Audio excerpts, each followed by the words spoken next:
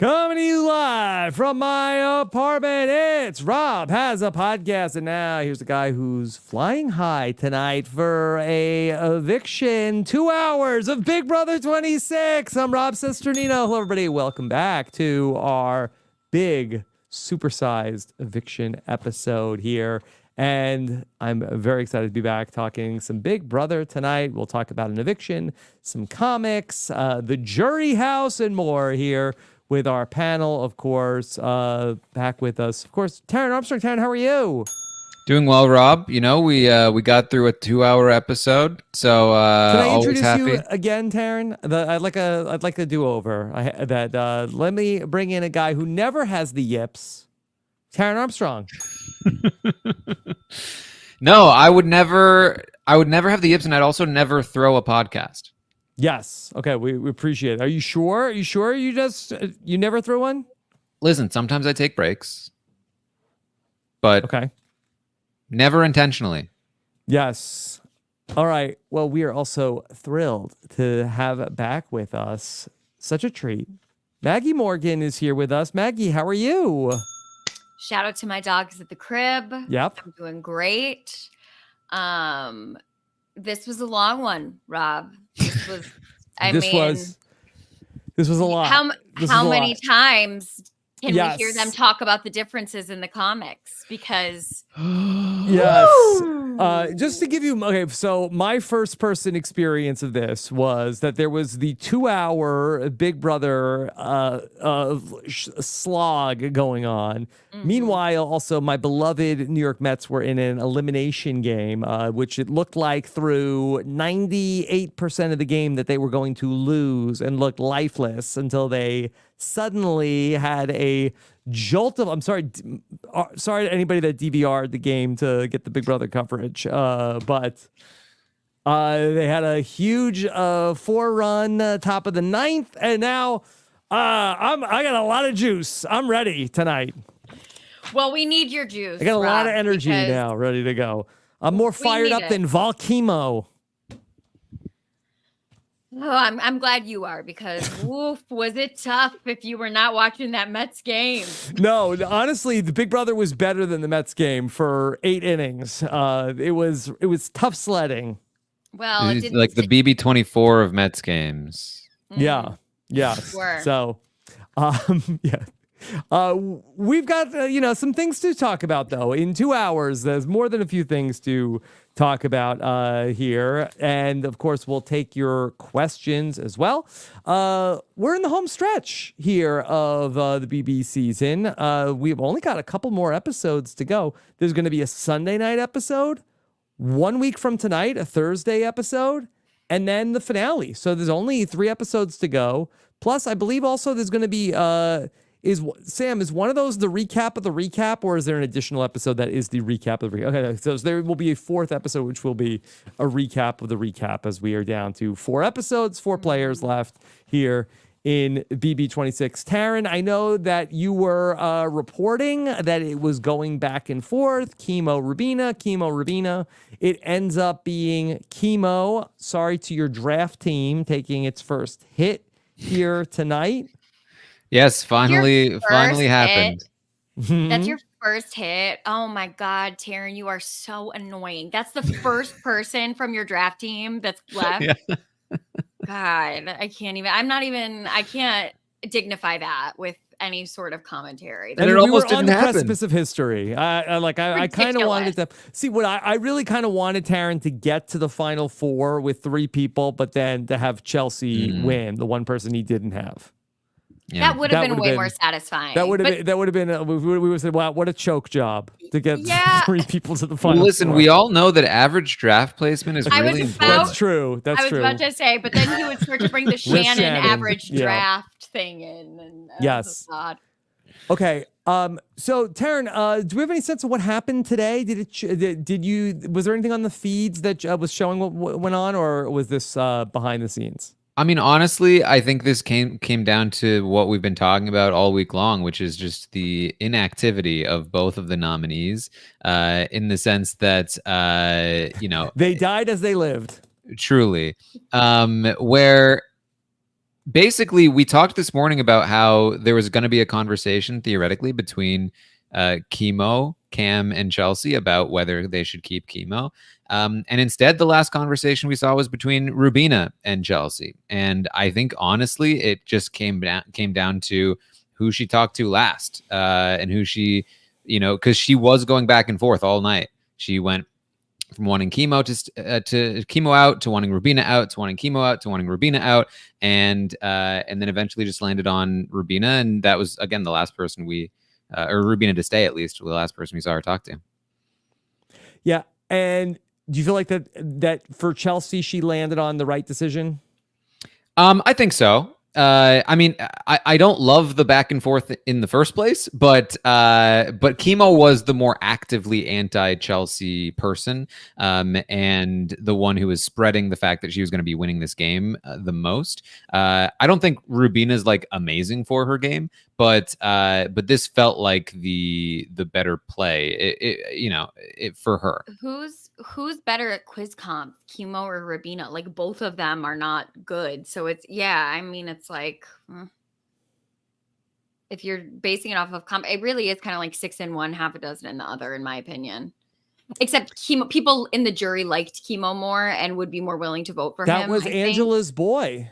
Well, honestly, like the big thing here is that it wasn't worth damaging her relationship with MJ because she's incredibly reliant on her relationship with MJ. And she was not able to convince MJ to make the move on Kimo. And so why go against MJ for the sake of Kimo when you need MJ in the game to take you to the end? And she, I think, maybe would have gone against MJ for the sake of Cam. But then Cam also did not do the best job at like keeping the pressure on her in that case. But and also he could have buttered her up a little more, just saying. The danger is with whoever was going to stay out of Kimo or Rubina, that their ultimate weakness was that they spent all their time talking to each other or the trio. Now they will actually have to spend their time playing the game or campaigning to the other house guests. So there is a possibility that one of them could be unlocked now. A free electron. Yeah, and there is some danger to this. Rubina has been talking to MJ about like choosing her over Chelsie, essentially. Kimo was the person encouraging Rubina to be like, you should go to the end with Cam. With Kimo gone, how much of that still remains in her head is another question. Is Chelsie able to swoop in there? Obviously, the most interesting result this week would be Rubina winning that veto. But what about Rubina winning that HOH? I mean, that wouldn't be that interesting, I think, because it would just be MJ and Cam trying to evict each other. Yeah, but I don't know. I was like, if she wins the HOH, it'll be like JC winning the HOH in BB20. I mean, quite honestly, I don't think Rubina is the target of Final Four. I think Cam and MJ are straight up targeting each other regardless. Yeah, I agree. Would the most interesting scenario be Cam wins, get this, Cam wins an HOH, Rubina wins the veto. Is that an interesting decision for Rubina? It definitely is. Because she's made promises to MJ. She's heard from Kimo, like, don't go to the end with Chelsie. But MJ's the bigger comp threat, theoretically. So it's like, I do think that's a decision to be made. I think Cam will be pushing her to go MJ. And I think she probably will go MJ, but like, it's definitely a decision. I also think that Chelsie could handle herself well in that situation. Like Chelsie has shown that she can handle herself really well when her back is up against the wall and she knows how to smooth things over in a situation like that. And like Chelsie is anything but passive. So like she would get to work in a way that I'm not sure MJ would be able to. So Kimo ends up being evicted tonight. Maggie, you're such a historian of the sport. I would love to get, your final epithet of Kimo, the player. We've watched him for 80 some odd days. Can I give a true comparison of Kimo? Like, please. I really feel this way, and people may, I would love to talk this out, but I feel like Kimo is really giving BB11's Kevin. Yes. Okay. I could see that. Like very much so. Super social, hanging out with friends, a lot of drama going on around him, a lot of strife. People just really like him. The Close gameplay friendships level in the in the house. house is Yeah. like a little low. So he ends up making his way really, really close to the end. People looking back on BB11 were like, oh, he could have clinched it if it were not for that. And then he comes Yeah. back for BB22 and you're like, oh, he was never going to clinch it. Yeah, but That's kind of how I feel my about memory of Kimo. Kevin though was that he had a strategic year that I feel like that Kimo was missing to some degree. I feel like Kimo has the same strategic sense. I think that Kevin maybe was a little bit more like active as a player than Kimo, but I think that they have the same level of strategic sense, in my opinion. Yeah, I mean, I feel like one of the like identifying features about Kevin is that he made one of the more active plays of like the preemptive lie, right? Which is fairly rare in the game, to save himself and Natalie, and to really screw Jeff over. So like. I think I see what you're saying, but like I think kind of a tough comparison in terms of like looking at Kimo's inactivity. Okay, yes, but also what I will say about that is that Kevin literally hated Jeff. Like that was a house full of people who literally hated each other, and this is a house full of people who cry every single time someone's evicted because they love each other so much. Like I do feel I see what you're saying, and I am willing to say okay, but also I personally see the comparison. It's not bad. Specifically in BB22. Yeah. Okay. So Kimo, he ends up being on the block 7 times before he ultimately goes home. That's what Julie said. That's what Julie said. Is that a record, or are there still more other block stars that were on more than Kimo? I believe the record still stands. I think it's up there at like 9. Mm-hmm. Who's that? Spencer? I think Victoria's there with 9, something like that. Mm-hmm. What was it about Kimo that made him such an easy target for the block? Because I don't know, Taran, he didn't go on the block necessarily as a pawn so much. Like often he was a target and he stayed.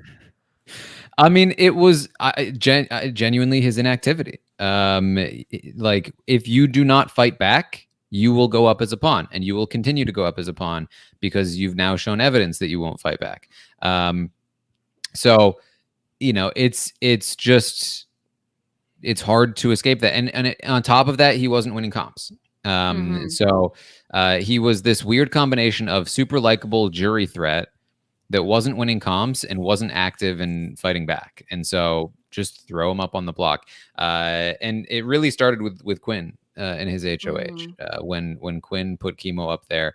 I didn't start with Quinn. It started with Angela, obviously, in week 1. But like Quinn kind of like reinstated Kimo is going to be Kimo and Rubina are both going to be pawns again. Yeah. Maggie, Julie asked Kimo, Kimo, you had the numbers, you know, I guess probably like the absolute peak of his game was after they got out Cedric, that he had the alliance with Rubina and Tucker, and Julie said it looks so good. What went wrong? And he just said it was a friendship that was just too visible. They were too close of friends. Yeah, he was playing Big Friends in the Big Brother house. I think the best way to sum up Kimo's game is that, like, right before the double eviction, when they had to be studying what they were watching the night before, he and Rubina spent the whole night like making up a song and not studying. And then they spent all week on the block making up songs. Like I just like he was at summer camp, you know?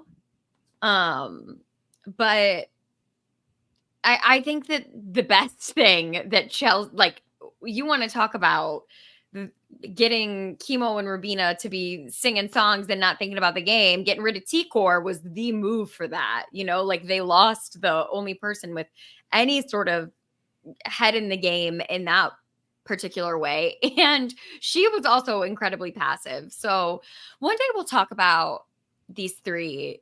And I can't wait to figure out the right phrase to discuss these, like the inactive trio or something like that. I don't know. They are one of a kind. We've seen a lot of wild trios, Taran, over the years. I really do feel.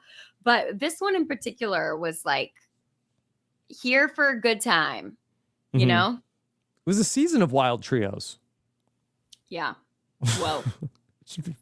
Yeah, Big Brother 33, it should have been. Okay. All right, so we have our final four. I think a big headline tonight was we got to have our long-awaited jury segment. And we got to watch I was let down by the jury segment overall. I feel like that we watched a lot of highlights from what has happened in the last couple of weeks, but saw very little of what life is like in the jury house. They really overhyped this. I mean, yes, they did. Like this idea of like, oh, Angela was shocked by the most shocking thing. It's like we all knew that Leah had a crush on Quinn, and we all knew that Quinn would freak out about it. What we wanted to know was, is it gonna go anywhere? What have they been doing in the jury house? Leah's been out of the house for a week. All right, let's check in. What's going on there? It was like we got to see like 5 minutes after the double eviction. No, Rob, we got to see exactly what we got to see of Leah and Quinn in the Big Brother house. The most awkward, like, I do have a crush on you. And him being like, I was like, what on earth? Like the least sexy interaction of people telling each other that they like each other. It was, I thought, very sexy. I thought it was very hot. It seemed, I'm thinking that, listen, I think Quinn and Leah are going to do it. And, okay, I've called my shot before on this. He has called his shot before. And I think Quinn and Leah are OTP and are going to get married. Stop it, Rob. Take it to the bank. I'll co-sign the do it, but I don't know about the marriage. Okay, we'll see. Well, baby steps, okay? First comes love, then comes marriage, then comes Leah pushing the baby carriage, okay? One step at a time. Do they beat Derek and Claire to the marriage? They might beat Derek and Claire to the marriage. Derek X, come on. TikTok.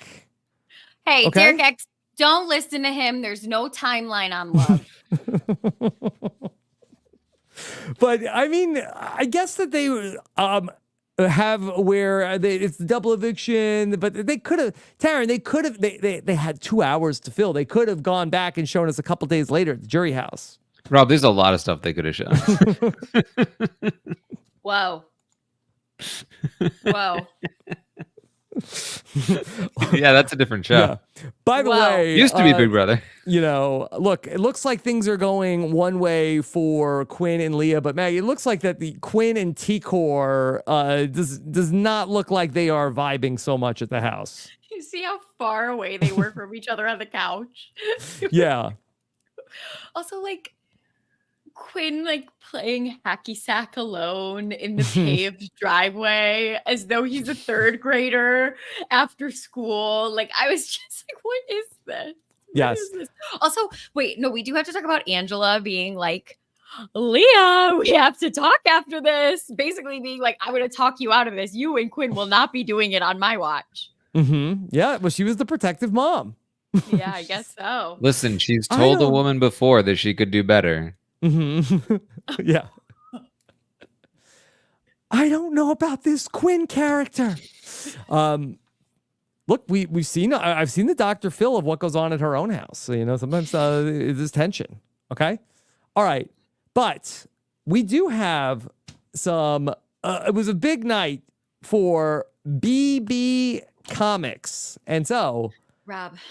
Yes? Rob, this was painful. Oh, okay. All right. Well, we do have the BB comics to discuss here tonight. And I have a very special treat for the listeners that we have to discuss the BB comics. Some of these comics were so sloppy. We have an emergency edition of the slop here with us. Joining us, Chappell is here. Hey, Chappell, what's good, Rob? how are you? I'm good. I was busy recording another podcast, and so I didn't get to see the episode tonight. So I'm not spoiled. I don't really know what's going on, but I heard it got sloppy, so I had to come running. Chappell, luckily, what we can do for you is we can run you through every comic and explain to you the differences between each double. And we can also circle the differences and then also say them. And then we can show you which one was the correct one. And then probably, just in case you didn't catch some of them, we'll do a couple of repeats. I was about to say, Taran will do all of them, and then I'll do all of them, and then Rob will do all of them. The house guest chastised Cam for having an exceedingly long time in the comp, and I guarantee you, his comp time was shorter than it took for the BB Comics segment. Yeah, sounds about right. We do this every year. This is the only reason why they call this a family show, right? Because some of these competitions and the way they explain it to us are very just like by the number, one by one. It's Dora the Explorer. It really is like backpack. Did you say backpack? Where? Behind you? Circle the difference. Right. Like it's in like this the whole picture, time. there's no trash can. In this picture, there is a trash can. Which picture doesn't have the trash can? Then slow blink. Yeah, you say Dora the Explorer. I say the Highlights magazine. My grandmother gave me a subscription to as a child. Look, Circle the It's not difference. supposed to be an entertaining television show, at least. It's a beloved part of the show. Turn to those Highlights magazines, okay? That was my jam. I've Okay. been training for big my whole life. Yeah. Chappelle's the person who fills them out in the pediatrician's office. No, I was the kid who stole them. Oh. You were the goofus. You were the goofus, not the gallant, Chappell. That part. Okay. So, Chappell, I know that you've seen some of the comics. Have you seen all the BB comics? No, Okay. I didn't watch. All right. I didn't look at them all, so I'm very excited. All right. So we got the slideshow. Okay. And so we can go ahead and talk them through. Okay. All right. Here we go. First up here is Angela, the atomic mom. She's ready to go nuclear. It's cute. Nothing crazy. I love it. I'm into this one. Yeah, I love it. Okay. And then we have a little tiny mat in her hand that she's squeezing. Mm-hmm. Yeah. And I don't know if you can see, but you can certainly see the whites of his eyes. Hers too, though. She has crazy eyes in this picture, I would say. Well, she is imitating him. You Oh, know? Oh, okay. yes. Mhm. Okay, not bad. Yeah. What I really appreciate about it is that like Angela really gave us so much this season. She did. And it's taking all of that. You know what I mean? Like there's like several different like she's holding Matt. It says she's ready to go nuclear. Like I do feel like it honors the entertainment level of what Angela gave us. It wasn't like some generic thing. Mhm. You know? The costume, the her whole being, just being nuclear, being a married mother of a nuclear family. I'm sure like, I'm sure all of that is involved. I will say, I do think that they missed an opportunity and I get that they did this a little bit for Matt himself, but like, let's be real. What her power should have been was like some kind of eye lasers where she's like, Yeah, Yeah. sure. I have to say, I think I was a little disappointed with this one. I think that there was so much rich Angela fodder over the season. I know she is a mom, atomic mom bomb, but I just feel like that maybe there might have been something that was like a little more specific. this was a dig at Brooklyn, right? Well, yeah. Did Brooklyn had a comic too, right? Brooklyn, yeah. She did. She did. Brooklyn had a comic. Oh, And let me reference. tell you, it supports my evidence that this Yeah. is a dig on Brooklyn. Oh, Okay. All right. Well, let's keep going. Okay. So that's Angela was the atomic mom. Not the last we'll see of Angela in the BB comics. Okay. All right. Here we go. Oh, here's Brooklyn. Here she is. The charcuterie thief. Hide your salami. That's what I'm saying. Angela really is the gift that keeps on giving. The first 2 comics, her moments. These are her moments in the show, you know? Like, yes, Brooklyn stole her charcuterie, but we wouldn't have cared if Angela hadn't cried on the carpet about it, you know? Brooklyn stole her charcuterie, and Angela stole her married mom status. This is awful. What kind of hero / villain? Their only power is like I steal salami. Like I She might be a villain. Okay, but like who was like, oh God, she's on the loose again, the salami thief. Like, come on, man. Angela cares. Yeah. I Put guess the so. deli on high alert. Here comes the charcuterie thief. Hide your salami. Hey, come on, man. Stop it. The meat lady. Okay. Yeah, she's a meat lady. She's I'm a meat collector. Yeah. Oh, that would have been funny. And She's a basically, meat lady. she's a meat lady. Yeah. Whoa. A meaty mother. I think that's how these comics get made. If somebody goes, that would be funny. All right. Also, like, well, Brooklyn loves meat. Just to hold on to that in our heads as we continue through these comics. Hold on to your meat. All right, here we go. Here's Chameleon. Okay. Boo, boo, boo. You don't like this, boring. Chappell? Boo, boo. What I is thought you this? love lizards. Boo, boo. I like snakes. Boo. What is, like, this has nothing to do with Cam. Like, He's like in the house. Alley Gabler. No, At he's least not. Gabler- Can we He's talk about hiding how in his plain head sight. his head does not look like it's right for the body? No. Am I wrong? Like, yeah, it's like his it's like they just placed it on on the back of his It shoulders. it looks like they took just a little image of his head and just stuck it it's on. like an emoji, you know? Like, Yeah. I have to say something. Big Brother really, really struggles. Big Brother really, really struggles. You can't get your head that far up if you're down on the wall. That doesn't make any sense. he's a chameleon. Yeah, I think a chameleon could do it. These comics are never good for the hot, boring people in the house. Like, Mhm. and I don't even think Cam is that boring, but like the people who are the generic hot people on the season, like they always have horrible comics. And I have to say, I think that I would be the most offended if I was on this show and I got like a generic comic. I would be like, comic. well, Mhm. I would be like, well, I guess I made absolutely no splash. Nobody cares about You me. never I'm wore a not costume. interesting. Yeah. Yeah, I'm not interesting. You know, for Cam, I think his most interesting thing or his most notable thing is the shout out of the dogs at the crib, but like Yeah. he does that in the diary room. Like they couldn't make a comic about that. They I could mean, have they done should- that. It's on the They show. put it in the episode. He had his dad talk about him shouting out his dogs at the crib.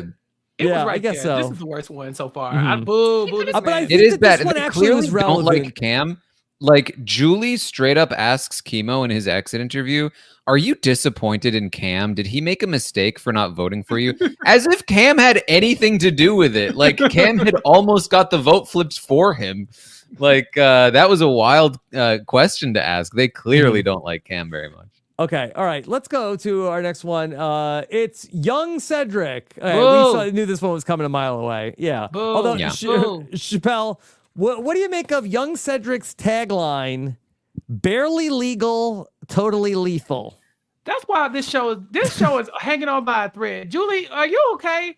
Are you okay? What is wrong with you? Barely The same legal, show that but brings you totally God lethal? 101, love one Right. another, Young and the Cedric, barely legal young Cedric. But totally lethal. Like, what is wrong with you? Grow up. Also, what does this even mean? He's young Cedric because it's just him. It's just a nickname for Cedric. I was about to say they call Well, him you had a young whole show. Cedric. So, but like that's the thing also is what if you name yourself something that's like generic? You know, like that's your most excited. Like that's what This these is it. comics really show, I think, who is a big personality on the show and who isn't. Yeah. He's not doing anything. What's his power? It's just exist and be young. I think this one's fair because it's a character he helped create.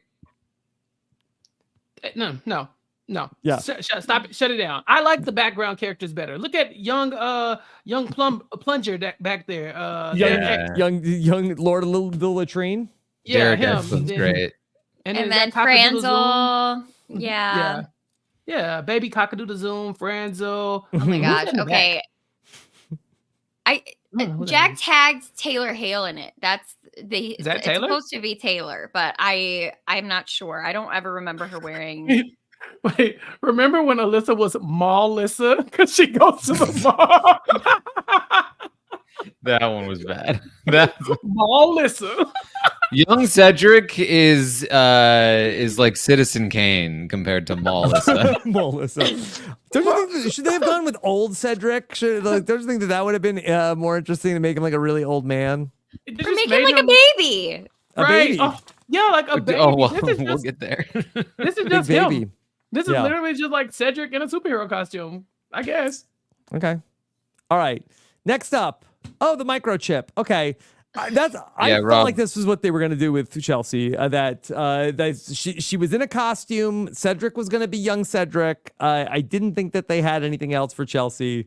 And so they go back to the week 1 costume for potentially our eventual winner. Yeah, you called this one right Yeah. away. Man. I do like her tagline. I do feel like that fits her. Like she's on the ultimate power trip. Like she has been in power the whole time.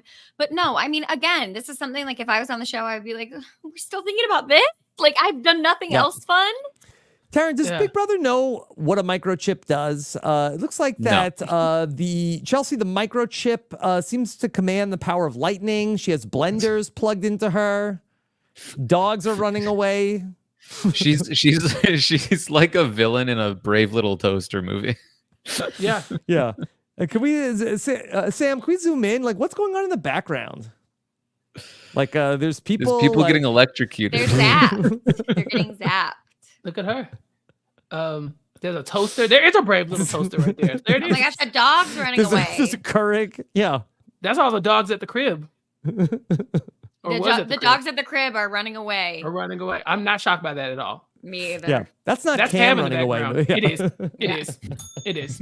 It is. It is. Cam on finale night at the party. Because listen, At Toddler's house. Chelsie should definitely be glad it was this one, because if it wasn't this one, it was definitely something to do with Cam. So the little Cam cameo is probably the best she could get away with. Yeah. Remember, like, because I was like, she's like a preacher, and I was like, what could they do? Remember, Jocasta was the holy roller. She had like a crucifix. Shout out to Jocasta wherever she is. Yeah. I hope she's fine. Metal Mama asks, why is the car mad? Is she making it come alive? They're all mad. Ooh, why is the Just P turn capitalized? the machines have come to Why life is the P somehow. We don't know why. Why Okay. is the P capitalized? It's like this one particularly is bad because it wasn't even a costume that was unique to her. No. I know. Like there were 2 people that had this costume. Yeah. Yeah. All right. Next up was rewind. All right. So it took me This a is a second to tough get break. what way they're going here for Joseph. And Tell me. well, he works in the video store. I think that this is what this is. He's like some kind of a time traveler. He's pausing crime through time. Now, I saw this on Twitter that he has a calendar. He's going back in time to July of 2001 in order to Meet meet Dr. Will. Dr. Will. It was pointed out on Twitter. This man literally has the power to stop 9/11, but 3 months later, instead, Joseph is going to go join Chilltown. I have to say, this is power to stop 9/11. Let's be clear. this is a cruel and unusual punishment for Joseph. Why is he making that face? Why? That's the time travel phase. They said, "What a freaking loser with his overflowing soda cup." Like, be nice to Joseph. What is this? This Be is kind. ridiculous. Rewind. Yeah. Yeah, literally. After what he did in their have not room, you know. Well, they spared him because this could have been way worse. He could have been in the Matrix. Did they spare him? Look at his face. Did they? Yeah. You could be. I think he could be that's a doing 2 things at reference to once. something. Look, Okay. back in the day, you used to His time travel phase? What do you mean? Yeah, they're illustrating something. That's for sure. Back in the day, you used to have to. What is rewind he the tape to the drinking? exact spot so Jeez. no one knew you were watching it. That's all I'm saying. Yeah, I He's don't good. know what the green drink is. He's got some like the tapes and DVDs everywhere. They're stuck to him. I wonder how that happened. How did that happen? How do you think these things just like got extremely sticky and just stuck all over him? It's dripping off the edges of the cup. You see what I'm saying, Maggie? It's enough now. It's enough now. Okay. We Do got I need to save it for the slop? I need to save it for the slop? This is when I'm emergency not on. slop. This is slop adjacent. No, I'm not right. on. Okay. This is what you get when you're a patron of the podcast. Okay. Oh yeah, I forgot this wasn't the slop. I was like, I'm just getting warmed up. I'm saying. Okay, let's go to. All right. We've got Vol Kimo. Okay. I thought Kimo gets off pretty easy here with a pretty badass Vol Kimo. This is a badass comic that has nothing to do with him. Nothing to do with him. Again, so freaking generic. I'm like, okay. Is it because like Hawaii? Yeah, I think so. Yeah. He said that he liked it in his DR because he was like, yeah, I'm like so hot, which I did think was like a nice spin. Yeah, he's beautiful. Look at him. It's just yeah, that's it. There's nothing else to say. He's hot in many aspects. Yeah. Oh, he's hot. Ha ha ha ha ha. Like hot. Yes. All's fair in lava and war. Don't know necessarily what these guys in the boat were doing that Kimo had to blow them away, but I'm pretty sure Cedric is one of those people. No, they were. You know what it was? They were trying to talk game, Rob. Yeah. That's what it was. They were trying to talk game, and he was trying to sing. Ooh, I mean, not to make y'all think back to another BB comic book. Was it Travis that was a surfing cow at one point or something like that? Like Cowabunga? Cowabunga. Oh, yeah. Isn't that a thing? That's him back I there. don't remember Dying. that one. Cowabunga. I blocked that out. Oh no, I remember all the silly BB comics. This is my stuff right here. Let's do it. Okay. All right. We've got Chubby Chaser. Okay. This is What what we the hell called is this? also. The What Chubby is Chaser, that she's a heavy hitter. She is chasing down overweight criminals. What the hell? Yeah, they had this one drawn up before the season started. Mm-hmm. But what the hell? This is like specifically dispatched to find people who are like overweight or chubby. That's like, I gotta stop crime, but only if it's chunky. You know, it's like what? Well, like, listen, I don't know if she's stopping crime as much as. Oh, she's a villain. Oh, this lady's a predator. These people aren't actually criminals. They're just running with their food. This woman is coming after them. What is she gonna do with them if she catches them? We know what she's gonna do, Chappell. Oh my god. Hey, Take them to Joseph. Yeah, this is bad. I just don't think this is a good comic at all. Just to be like, yeah, like your specific power is just based on body images. You know, it's like, all right. They, you know, Big Brother, boo, grow up. Trash. Take out the trash. Okay. Yeah. All right. We have the glitter critter. This one is creepy. This is the worst. This is brutal. Yeah. This is don't eat her brutal. edible glitter after midnight. This is mean as hell. Lisa was in the house spreading glitter. Fine. She was annoying. Fine. But they were calling her Tinkerbell and stuff in the house. She's a fairy that's like, you know, just like fluttering around. They were calling her Thumbelina. They never called her a damn, what is this? Yeah. Also, like, can't they make her face a little more cartoonish and cute? Why does she look like the evil gremlin Maggie, witch? If you gave me 100 guesses earlier to cross out the words glitter critter and then like, Rob, who is this person? This is a reality TV contestant that you have podcast about in the last year. I would not ever get to that this is Lisa from Big Brother. Yeah. Like, look at how cute the people are, the little critters are behind her. Why did she look like that? Don't feed her edible glitter after midnight. So she's a villain as well, by the way. I mean, to be a little bit fair, that is, I think the art style is that all of their faces look like that. But when turned into a critter, yeah, much worse. Lisa is a beautiful woman. She does not look like this. This looks nothing like her. But those feet, though. Yeah.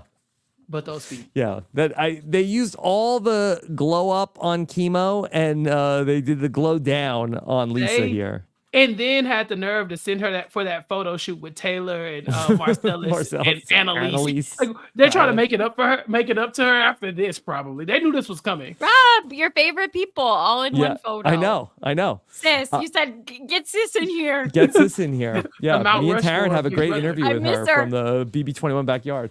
Great interview. Yeah, see how she's been. Yes. Do you think that at any point that they called her a twit on here also? I mean, that it would rhyme with glitter critter. The glitter glitter critter on Twitter. on the Follow her on I Twitter. don't know if they could have said twit because that did make her cry in the house. Yeah. That wouldn't have been nice. I mean, if Twit made her cry, what is this gonna do? She might jump off a bridge. Also, look at the hairline. Look at the what did they do to her? This is awful. This is bad. This is bad. They did not respect her at all in the shows. Okay. All right. Let's talk about Mackenzie. That's what I'm saying. Generic they hot really woman, they struggle with the hot people. Mm-hmm. Yeah. Nothing to do. She'll control all delete you. I mean, could we get a less dated tech reference? Does that even still work? I don't know. Also, Probably.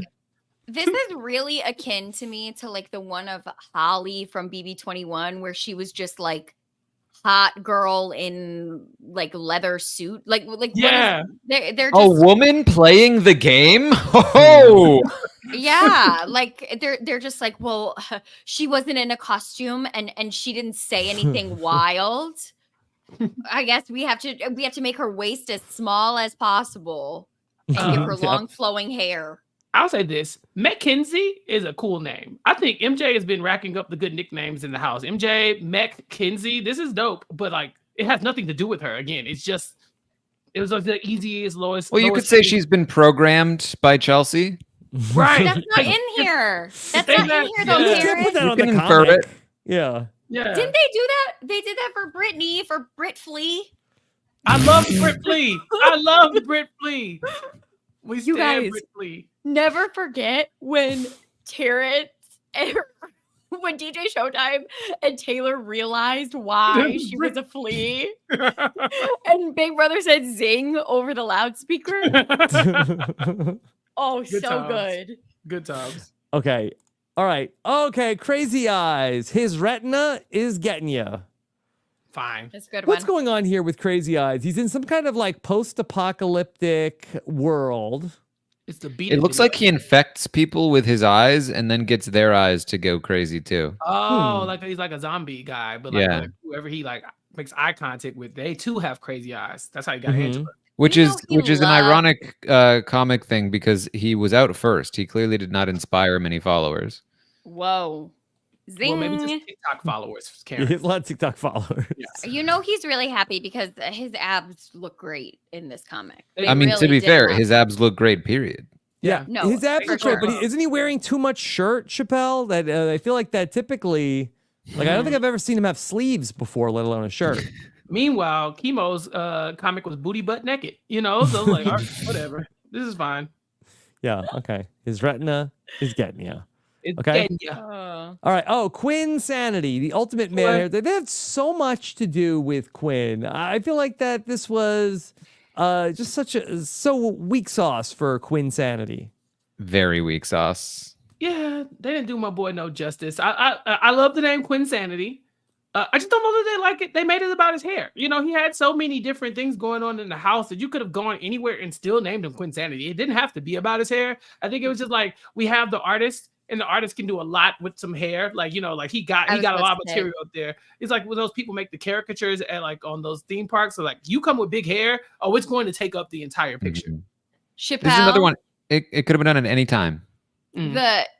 The comic book illustrator hates to see a guy with long curly hair coming because we all remember Tyler Crispin's horrible BB22 comic about like his hair. You know what I mean? Like the curly hair sand thing. Mhm. Yes, Yeah. I remember. Mhm. Okay. That was Quinn Sanity. All right. We had the Roller Rebel. Rubina really liked her comic. She won't let crime skate by. This Okay. is news to me. We are 85 days into Big Brother. That is Rubina some kind of like roller derby person? Does she skate? I mean, she has the vibe. She's She been does on like do- every show, Rob. On Twitter, every other day I see like a video of her roller skating on Dancing with the Stars, or you know what I mean? Like she's like a roller skater. She's been on a ton of shows from it. Okay. I mean, Rob, name Rubina's top 3 identifiers not named Tucker. Go. She is Filipino. So She's little. okay. She's She's little. short. She's short. Mhm. She does it for the She's small girls. short. She wears glasses sometimes. Okay, so we could have gone with She's glasses friends with first. Kimo and Tikor. That would have probably been better. She There it likes is. to That's what I'm looking twerk. for. She twerk Bina. They could have called her something. I think they she could have likes done to something roll with jury butt. duty that would have been funny. Yeah, I think I'm out. I think That's that, it. I think that I would have probably leaned into the trio. You know, like maybe she has like two people that she has like as pawns or something. You know what I'm saying? Like, I mean, that's probably more of a T-core thing than anything. But I think that we'll get to T-cores in a second. But I think you could have gone with something better than just like she roller skates, because I do not remember this at all about her. Yeah. I mean, this was certainly kind to her in the sense that she didn't want her game to be defined by Tucker or like, other people. So she gets her own thing, which is nice for her. Yeah. But yeah, this is another one. Again, they could have done this before the season started. Okay. All right. Crow Slay. Give it to her. For Tikor. Look at that. A Slay. baddie. Okay. They did this. This the one, y'all. Cross her and you're in deep knit. She looks great. I also agree this is intro package stuff with her crochet thing, but she did wear all of her crocheted outfits throughout the season. This actually looks like her. Like, look at her face. Like, I'm like, oh my gosh, like she totally had that like, little smirk. And also, like, she looks like it's great. It's really good. Yeah, and also look, she's capturing MJ's dad. Chappell, MJ said in the episode that she has somebody who looks exactly like her dad captured in this poster. Then we saw her dad in the very same episode, and he literally looks nothing like him apart from the fact that he's bald. I was gonna say, is he black? Oh, you were talking about the bald guy. Okay, got it. There you go. There's Tikor, Crow Slay. Okay. We had the instigator. Okay. He'll tuck you up. I feel like that we had so much material for Tucker too. And we went with that he was the AI instigator. He was the scariest comp beast that we've seen in this game. We've never seen somebody just targeted for their competition, bro. It's so outright. Just like it's like they knew that if they left him in the house, he could win probably every challenge. And they were like, but he has a big mouth and he can talk. Well, I agree. I don't like the concept, but they did draw like 10 different versions of Tucker for this. Like, I mean, it's giving star of the season in terms of how many specific illustrations of his face they did. We'll see Tucker back for reindeer games, if not sooner. Yeah, it says amazing. Experts stumped. Chaos ensues. Veto stolen. Block in shambles. Unexpected now expected. Yeah. Global glitter outage. Isn't this the AI arena he lost, where they were when they're scrolling like those things around? Is that what? No. He lost the one that he had to put the puzzle, like line up the puzzle pieces like in order. So he won that challenge. So it's cool that they incorporated it, even though I don't think that's what they were trying to do. Okay. And then one more to go. Okay. Sweet Kenny K. Okay. Had a comic book that got a lot of people talking. Okay. It's called Sweet Kenny K. He's a real wiener. And it seems like there's for some reason, this man is spitting on it also. He's spitting on that thing. See, I thought the wiener was squirting on that thing. So I was looking at it from the wrong perspective. Let me so he's been punched in the face and he's the spit is coming out of his mouth? Yeah. Rob, enhance. Enhance. Enhance. Yeah, I mean, why is this child turning around? And we know why back? the child is turning around, Rob. Yeah. It's a sight to behold. That is a young adult. I refuse to believe that is a child. Ooh, this is a lot, y'all. That meat is strong. Look at the muscles. That meat is strong. That meat is hairy. That meat is smothered. And angry.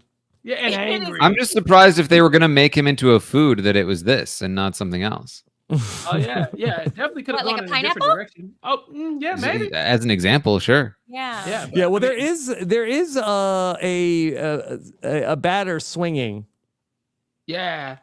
This is wild. He got hit in the face with that meat, slapped him in the face with that wiener. So What does this have to do with Kenny at all? He said he was try he said he was a BB26 sausage salesman. He had Yeah. he claimed he had a food truck. It's his occupation, Terry. Why isn't he a cop wiener? They never found out that he was a cop. They also That's how they wanted reveal to it? call him. They also hadn't found out for sure that that Tucker was the instigator, but Yeah. they made him the instigator. Like Taryn, this they was all him knew he was a the cop. first night. Into the concession business and food truck business. I kind of go by Sweet Kenny K, and it was for the sweet Italian sausages, right? A big sausage car. Oh, that's what he is. Well, that's He's certainly a big angry sausage. Sweet sausage. It's Yeah. big.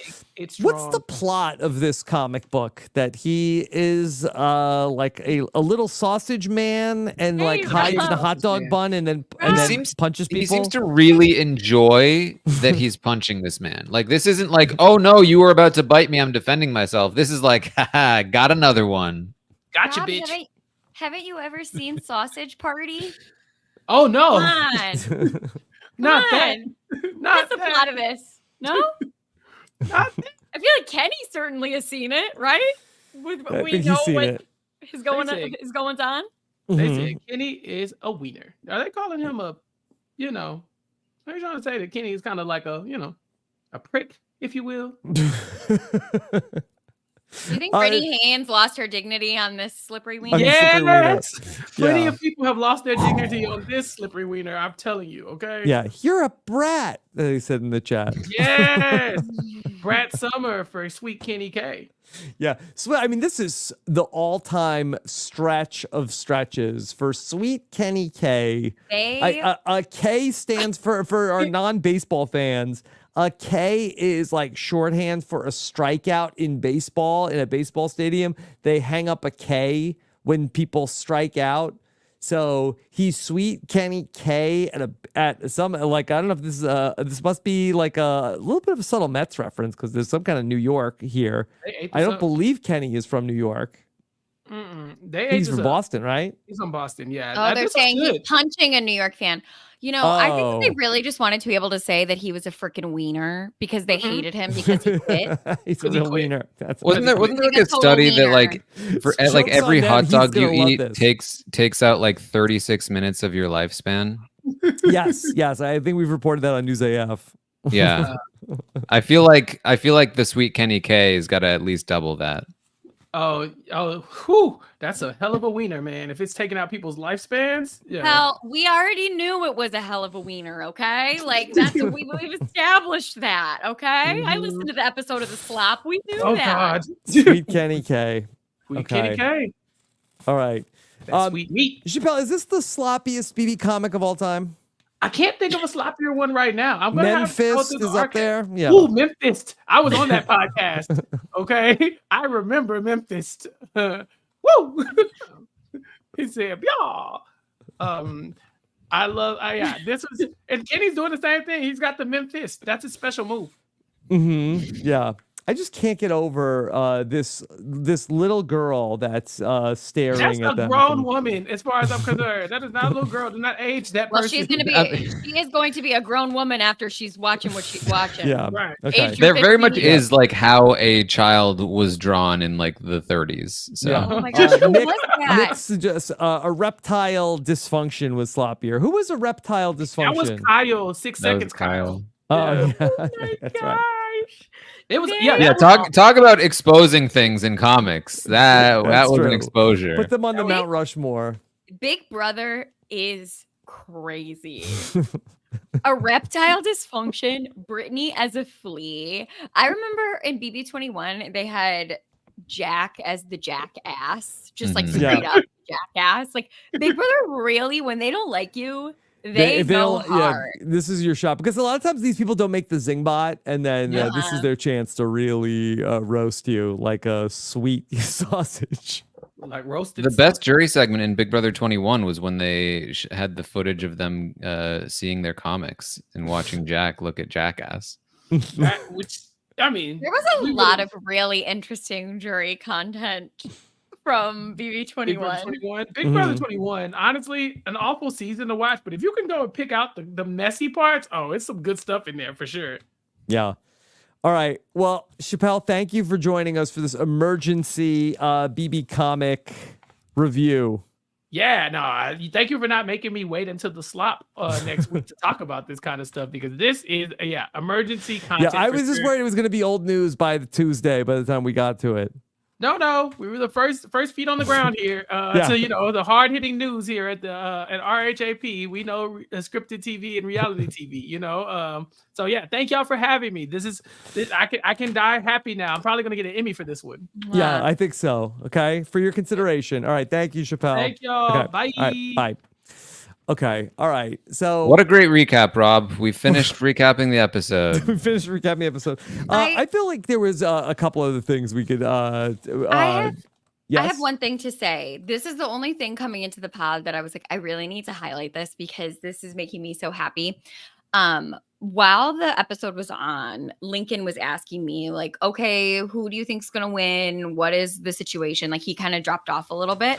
And I was like, I think Chelsea's gonna win. Like she really rules with an iron fist. Like she's like her head is in the game in a way that none of these other people's heads are in the game.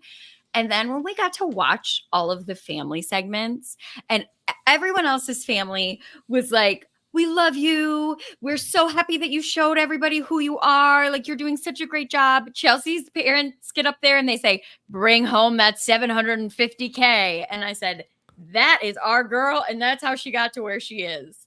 Let's do it. Bring home the 750, Chelsie. I love it. Yeah. They seem like no nonsense. They really wanted her to bring home the money. We got everybody's loved ones popping on. Taran, anything else stand out to you from the loved one segment? I mean, I was curious actually because they played tinkly music under Chelsea's family segment, and only Chelsea's family segment, which I thought was interesting, and I wondered if they heard that too. Because if I was in the house and somebody's family segment was not only last, but like was getting tinkly music, and it wasn't particularly like sentimental, like it was cute, but it wasn't like super tearjerker or anything. I would be concerned. I would be like, oh, is she the main character? Yes. Yeah. We got to see also MJ's family. Here is the dad. He looks nothing like the dude in the picture. Yeah, the guy in the picture looked like Heisenberg. Maybe did he shave his goatee while MJ was in the house? I don't know. I'm just happy we got to see her infamous soulmate, Yeah. Yeah. Mom, dad, and brother. Okay. Soulmate. Okay. So it's always a nice moment when they get to hear from their final five. What did you think of the song that they serenaded Julie with tonight, Maggie? Are you kidding me? Why are we doing that? No, it was cringy. It was cringy. The problem Can I drop I pulled the clip of it, and I for some reason I don't have it here, but if you give me a second, I can grab it. No, I don't think you need to. I don't think you need to. Yeah. Why are we gonna do that? I think are you gonna perform it for us? Is that what you're saying? No, I was gonna. I had the sound clip. I thought Maggie was saying we don't need it. She was gonna... I actually think that it's the perfect encapsulation of why it's really hard to tell people that like this is a complex game of social strategy and it is actually a really great show. It's like then they get it. And I always tell people too, I'm like, if you're following along with feeds, if you're on Twitter, you only have to watch the live eviction episodes. And then they humiliate me like this. What am I supposed to do with that? You know, I'm just, I can't take it anymore. You know, it's tough. Yeah. It's tough. It's a tough break. That told them like, could I tell you that you're my favorite 5 house guests? And Taran, was that of this season? No, she said you're my favorite final 5. Yeah. So I think that's all seasons. I don't even think she said final 5. She said you're my favorite 5 house guests. Oh. Ian is rolling in his grave. Ian, I feel like Ian is Julie's favorite house guest because I'll never forget in that exit interview that she did with him in BB22, she said, Ian, you're so classy. Mm-hmm. I mean, Whatever. listen, what I want to say is that I haven't heard Julie go, ooh, to anyone on this cast. Yeah. Also, whatever happened to Claire, a child of God? Is she just, I don't think she's allowed to say that kind of stuff anymore. chopped I think liver? they spoke to her. Yeah. Are you sure, Rob? Because in this very episode, she was talking to MJ about how, like, the Lord, whatever. Oh, I might have Mets might have had a rally going at that point. I did not catch that. But I just think all like the Auntie Julie stuff, like I think it's really like impacted her. I think that Julie really does love this cast. I mean, it is probably the most religious cast we've had in a while. So, So she's into it.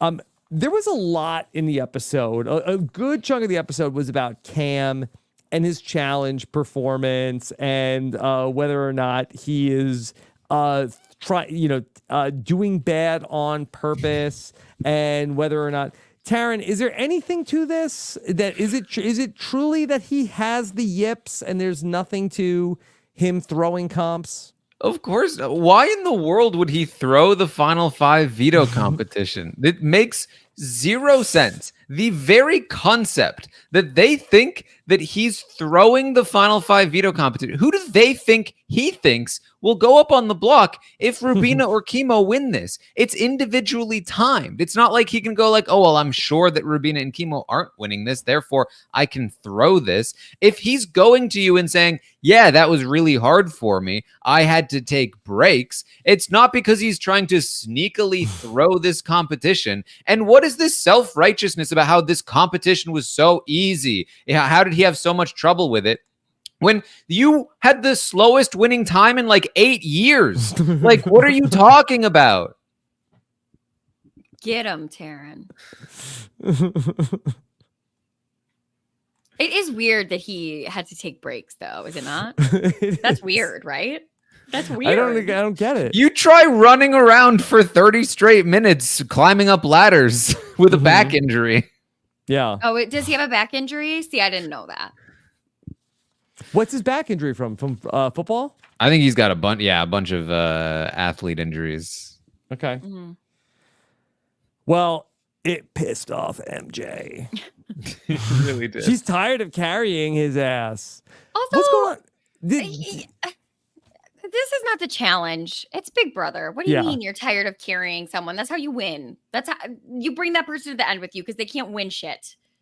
Can I ask a question? Okay, so of course, both of you watch a million more times of the live feeds than I'm seeing, and you know I'm learning about it vicariously through your fine reporting. But it sounded like the Cam and MJ thing was getting closer and closer, and it seemed like that they were teetering towards flirtmance.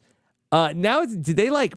Is that completely over? There's no more like hair touching and cuddling between the two of them, because MJ seems like that she flat out does not even like Cam anymore. Yeah, they have not been cuddling lately. The cuddling has stopped. Did something happen? Did it just like peter out? Somewhere, because basically Cam was the one that really was able to lock in the Leah decision when MJ was HOH. Obviously, Chelsie was the mastermind behind that move, but Cam is the one that really, like, when MJ was like really vacillating, really going back and forth between these two options, Cam came in and was really locking it in. And it's because she still really trusted Cam at that time.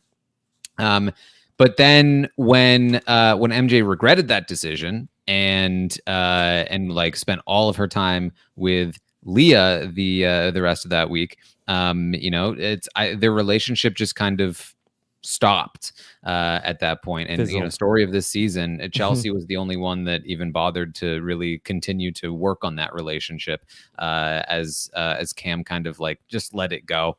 And so in addition to that, Cam had been working on Rubina and Kimo and getting closer to them, and MJ did not like that. Okay. We saw MJ feeling like I'm gonna use the veto. I'm gonna put Cam up on the block.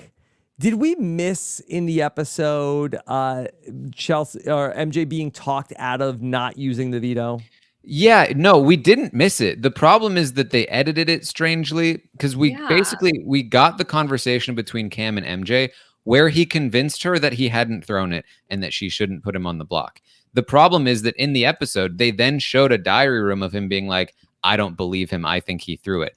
Then we see her not put him on the block and be like, I actually don't think he threw it. And it's because it was that conversation. I'm sure that diary room was just from a different time and they played it in order to keep the suspense up. But it ended up having like this messy kind of through line where it's like, wait, when did she change her mind about this? It was that conversation. He convinced her.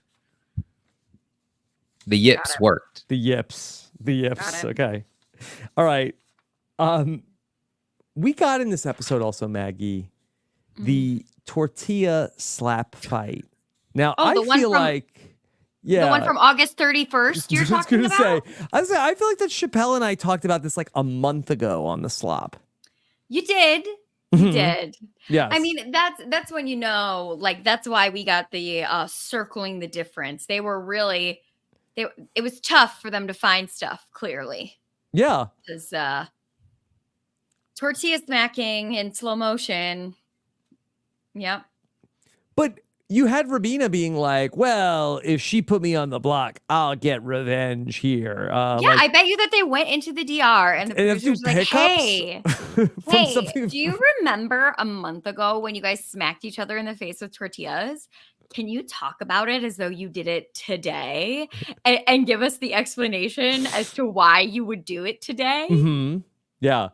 And they didn't have to like digitally erase like 5 house guests out of that scene. I'm sure they did. I'm sure they did. Like T-Core wasn't around in that episode. I'm sure they did. Mm-hmm.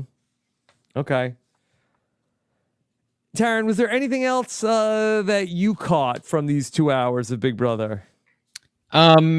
2 major things for me. One is Chelsie reiterating to us a couple of times that she wants to go to the final 3 with MJ and Cam, which is very good to know because obviously that's like an ideal endgame for her. And a lot of the things that she's been saying and doing have like caused some question about like, do you actually want that? Because you're really encouraging MJ and Cam to target each other at 4. But like, okay, she does want to go to the final 3 with Cam and MJ. So that's good to know. That means that she is in the good position that she should be in, as long as she's able to maintain that.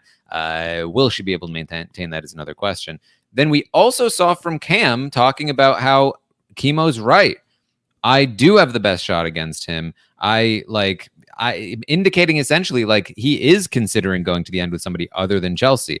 And if that's true, obviously that's pretty significant. And you know, we'll see if it actually ends up mattering. Okay. All right. A couple people are noting in the chat that they promoted that Jag is coming in to weigh in on things. Muhammad says, Rob, you missed about Jag coming back. Is Jag hosting the jury roundtable?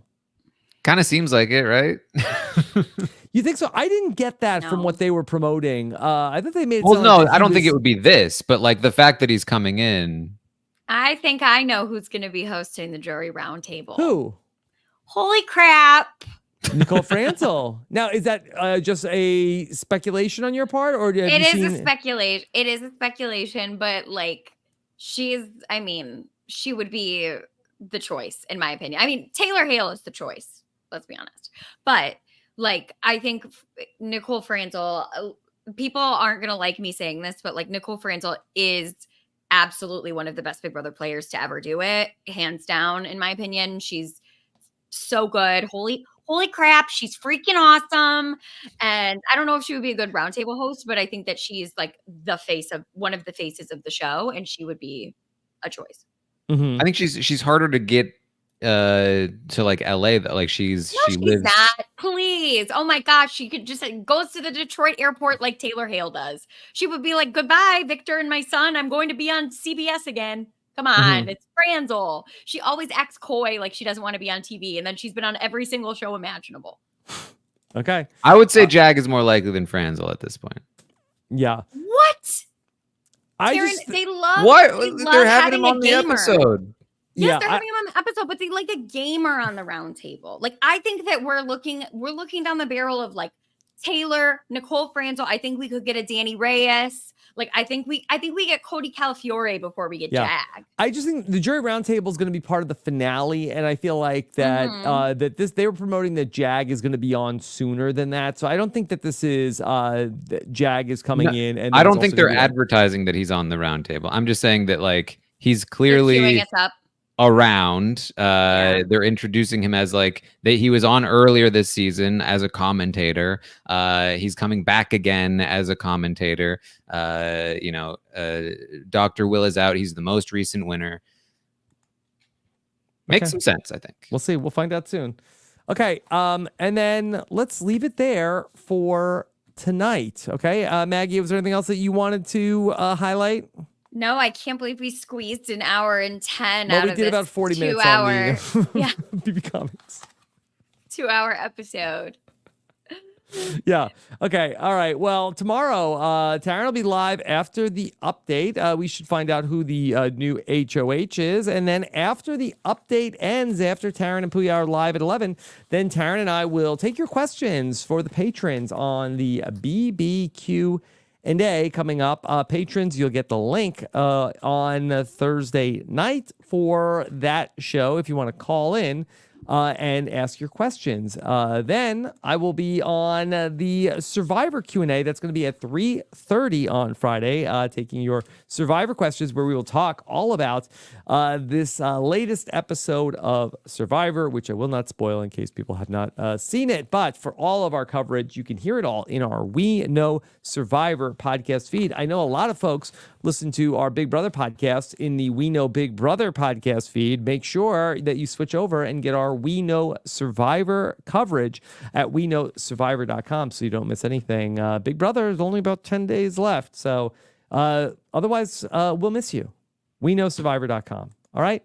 Taran, we talked about the first episode of The Summit with Chappell, and I think a lot of people are like, is that show any good? I mean, is it good? You did pronounce it wrong. It's The Summit. Yes. Is how you pronounce it. Just get it right. Taran does a killer Manu Bennett impression. Yes. I was just going to say, it's really trying to make the summit happen. I got a bunch of promotional emails about it for like this premiere thing that they were doing. Like, they are in it for the summit. Oh, they were trying to get you to come out to the premiere. Yeah. And did you go? No. Maggie. I had a very busy week at work. I couldn't go. I know a lot of people that went and they had a great time. And then I think they're having a summit event in New York this weekend also. So CBS is really trying to make the summit a thing. And they're excited about it. It was fun. It is, honestly, like, I will say, in terms of what you probably expect the show to be, it is, I would say, very likely better than that. Better than what you expect. Think it is. That's good. We've watched some real dogs here on CBS. Buddy Games comes to mind, for all due respect. There's actually proper social strategy going on. Like, it's not just one of these like on rails shows. Yeah, it's pretty intense. The Summit. So check it out. Episode 1 is already aired, and then Taran and Chappell are going to be talking about The Summit all season long. So be sure to check that out moving forward. And then, Taran, what are you and Sasha up to here with jet lag? Listen, people have been asking for weeks, where is the jet lag coverage? They played tag across Europe. And what a great photo this is. Thank you. Yeah, it's a great thumbnail here. And so Sasha and I got together. We talked about Tag 3 from Jet Lag, and it was quite the season. Some very funny moments, some interesting gameplay. If you've never checked out Jet Lag the game on YouTube, it's definitely worth checking out. Very, very interesting. We had the creators of the show come on earlier this season to check out Big Brother, and they were very funny. So check out our Jet Lag coverage. Okay. All right. And then you can hear that in the We Know Reality TV feed at weknowrealitytv.com. And then This week on America Tells All, Queen Rachel Riley joins America to talk about episode 3 of The Golden Bachelorette. Maggie, I know you say you love cracked old people on reality TV. Are you watching The Golden Bachelorette? I have to say, I don't think they're cracked enough. I think they would make me cry. So I like, a lot of them seem to have very sad life stories, and I don't think that I could emotionally handle it. I will listen to this podcast because I love both America and Rachel Riley. But no, I'm not watching The Golden Bachelor. Okay. You can hear this all at americatellsall.com. And then a new season of Love is Blind is back. And Survivor 47's Asia Welch plus Mary Kwiatkowski and Jason Reed are talking about season several of Love is Blind. They dropped 6 episodes of a bunch of people in the pods, and you always want to check that out on our Perfect Match podcast feed. You could find that also at robinswebsite.com. All right. Then at October 16th, we're going to be together in New York. Go to robinswebsite.com/NYC47. Limited tickets are still available. Taran will be there. Maggie will be there. More survivors. 20-ish, maybe 30 survivors are going to be there. 30 plus survivors are going to be there. A lot of survivors are going to be there in the building. robinswebsite.com/NYC47. And then, of course, patrons. We are having a special patron-only event the night before the live show in New York City. For information about that, be sure to follow us along at robinswebsite.com/patron if you want to be there for our patron meetup on Tuesday night, October 15th. That's going to be a free event for the patrons on Tuesday night, October 15th. Information and location coming at robinswebsite.com/patron. Also, get access to all of our patron podcast shows, the Q&As, the Slop again on Tuesday, the Slop season finale with Mike Bloom coming up on Tuesday, and everything else. Yes, robinswebsite.com/patron. We had a fun slop with AJ Norris the other night as well. Okay. Oh, I'm All right. sure. Maggie, what's coming up for you? Yeah, Big Brother season's over. I was going to say, come to the live show, buy your tickets. I got recognized on the street actually yesterday morning outside of work. And they were like, I listen to you with my girlfriend all the time, you and Taran. And I was like, are you coming to the live show? And he wasn't, but he said he would check it out and get a ticket. So come see us. Good job, Maggie. I know, that's what Sam said you too. a commission. Sam was like, nice work. Yes. So yeah, come hang out with us at the live show. I think it's going to be super fun. I'm really excited. Yeah. All right. Well, great job tonight, Maggie. Are we going to have you back again on the podcast before the end of the season, or is this it? I don't know. Is this your BB26 finale? Is this my swan song? I'm not sure. I think like there's such a limited number of episodes coming up. I think that this might be it. That's it? No live feed update the rest of the way? I don't know. I got to talk to Sam, but I don't think so. I'll keep my fingers crossed. Okay. Okay. All right. And then, Taran, what's coming up for you? Find me on Twitch. Check out the jet lag coverage, the circle, the summit. Plenty of stuff going on. We know scripted. There's lots of good stuff over there. Check it all out. It's a good time. All right. Well, thank you all so much for joining us here after 2 hours of Big Brother, that you all are dedicated enough to want to hear more about this wackadoodle TV show. So thank you so much for joining us here tonight. And we'll be back talking more Big Brother tomorrow. Take care, everybody. Have a good one. Bye.